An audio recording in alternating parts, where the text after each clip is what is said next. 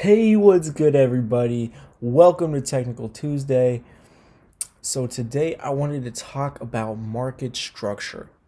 Now, this is a FX basics video, so I'm covering the basics of Forex, the foundation of what you need to succeed. Basically, market structure is important because it sort of lays the foundation for most technical analysis.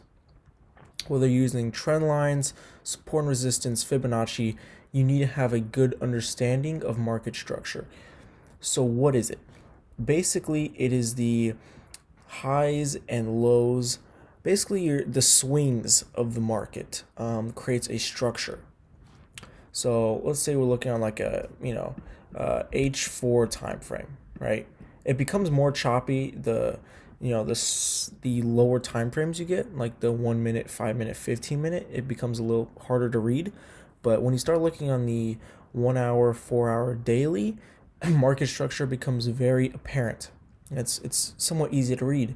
So basically, let's say we have a pair we're analyzing, and we see it's selling off, right? This is the sell off, and it bounces, and oh, boom, we see it failed to break this low, and so it came back.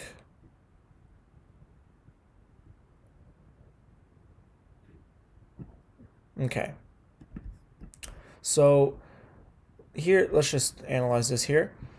So this, let's just say, is a Forex pair on the H4 time frame. So market structure is these waves, basically. Think of them as waves, right? And if a wave fails, if the wave doesn't have enough momentum, it will break down, right? Think about like an actual wave in the ocean. Same thing sort of stands with market structure. So when it makes a new high, right? The market came, it failed to break here. It came and went higher than the last high, right? So it broke that. What would we expect to see? Well, normally when the market's in a downtrend and it breaks a previous high, it will come back and make a higher low. So it won't break this point there. Now, where it will pull back to, we don't know, but market structure tells us it is likely to bounce somewhere and break this high and not break this low. So that's something we can learn from market structure. And the same thing on the downside, right? So in a trending phase, it makes a higher high and a higher low, right? So if since it broke above this high, we wouldn't expect it to break this low here, right? It's very unlikely it would come down here and then head up like that. And then here, you never really know when a trend is going to end, right? It could just keep going, going, going. You don't know. But here we have something interesting. It broke this low right here, right? So what would we expect to see happen? Well, we wouldn't expect it to break this high. So somewhere in this range here, we would expect it to pull back and then break this low. And that's what we saw here. Now, of course, it's not always this clean, not always this perfect, but these are the general guidelines of market structure, right? The general swings of the market. Once it starts making a new low, you can expect it to continue making new lows, of course, until the trend breaks. Now, something else we can learn from market structure is not when it's trending, but in a consolidation. So let's take a look here. So in a consolidation, let's say the market's selling off again and it makes a double bottom. Oh, that was bad. It makes a double bottom, comes up, almost breaks, not really, comes down. Looks like it might, finally break these lows here, but it doesn't. It comes back, comes down, comes back, comes down, right? So it's not always going to be perfect. But this is what we call a consolidation in market structure. This is when it doesn't make higher highs or higher lows and just sort of doesn't move much. It sort of bounces around. So how would you look to approach this? Well, some people look to buy the lows and sell the highs, right?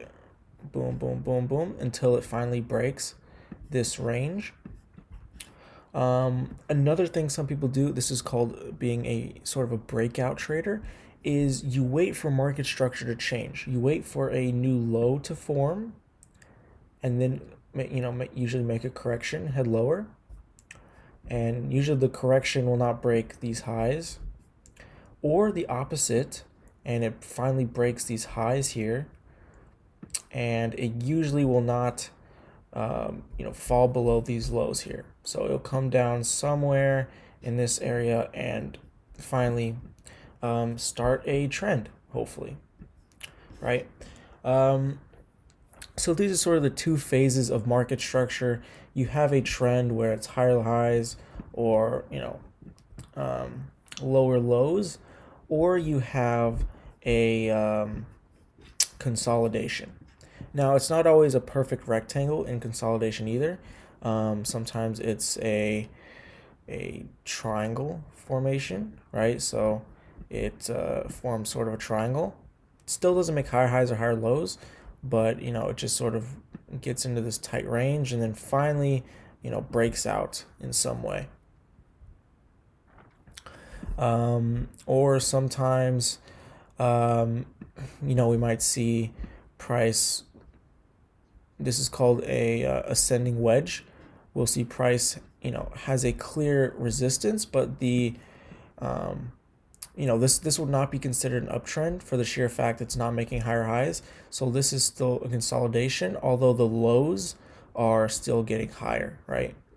And we see the same thing happening on the downside, right? We can see the same thing happening where it's still making lower lows, but it's not necessarily in a downtrend because it's not higher lows, but it's not making lower lows, right? So this is still considered a consolidation until it breaks. Then it's downtrend, or it starts heading up. So let's take a look at some examples on the actual chart here. So here I have Euro NZD, the 4-hour chart, and there was a lot of volatility due to the coronavirus. So this is kind of messy, but let's just focus on this area here, normal market conditions. So here, let's see what we're talking about. We have this wave. It came and made a new low, right? As of this area before here, it was in an uptrend, right? Higher lows, higher highs, and then finally it broke.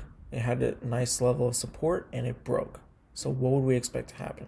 Well, we wouldn't expect it to break this high, a pullback of some sort, and to make a new low, right? To break these lows, and that's what we saw.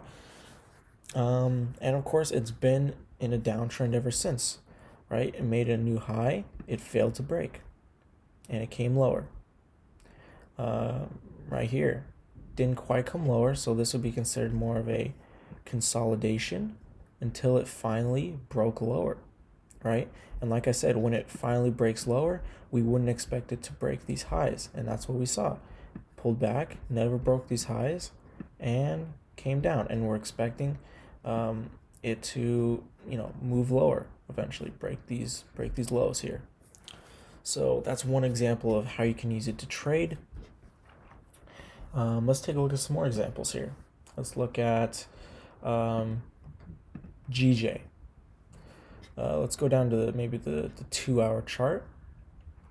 Here we can see the market was making lower lows, lower highs, right? Respecting it quite nicely until we finally broke this last higher low.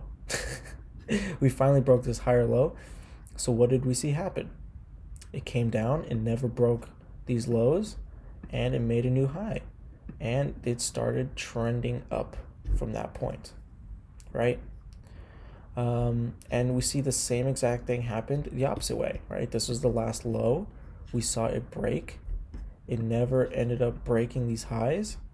It came back up and made a new low, right? This is classic market structure playing out beautifully. Now, again, this looks kind of ugly, right? Not as perfect as the examples I drew here, but nonetheless, it still respects it. It's not always going to look nice and pretty. That's the reality of trading, but it still respects the rules. Now, one thing I should note, if you're just getting started in Forex, or, maybe you haven't been doing it that long, I should let you guys in on this. It's not perfect. It will fail sometimes. This is not a strategy in its own, but a tool you can use. Let me show you some examples where it didn't quite work out. So here on the pound New Zealand dollar, let's just analyze the market structure here. We had a downtrend. It didn't quite break these lows, came back, never broke these highs, right? So what would we expect to happen? Most likely come and break these new lows. Looking at the market structure here, that didn't happen, right? Nice wave down, stalled out here, and broke above these highs.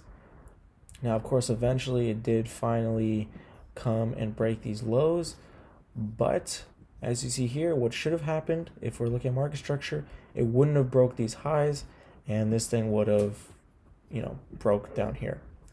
So it's not always perfect.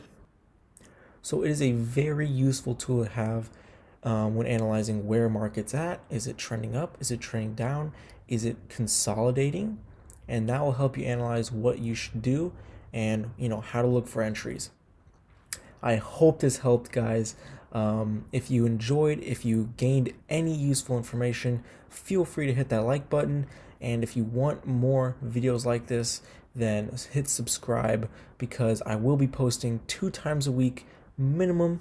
So stay tuned for that, and have a great week, guys. Peace.